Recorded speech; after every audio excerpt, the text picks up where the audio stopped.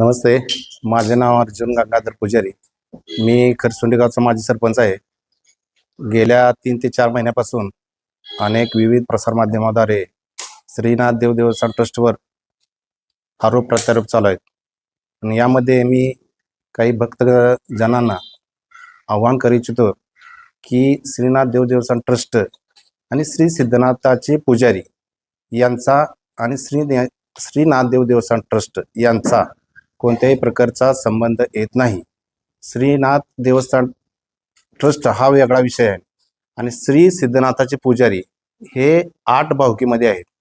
श्री सिद्धनाथ खरसुंडी नगरचे पुजारी बांधवांचे 8 भावकी आहेत. त्या 8 भावकीमध्ये ज्याला त्याच्या हिश्शाप्रमाणे पाळीपत्रकाप्रमाणे त्यांना ते देवाची सेवा करायचा मान आहे आणि त्या पुजाऱ्यांना त्या 8 दिवसाची पाळीपत्रक आहे. तर त्या पाळीपत्रकामध्ये देवाचे जे नित्यक्रम आहे ते व्यवस्थितरित्या पार पाडण्याची जबाबदारी पुजाऱ्याकडे दिली आहे.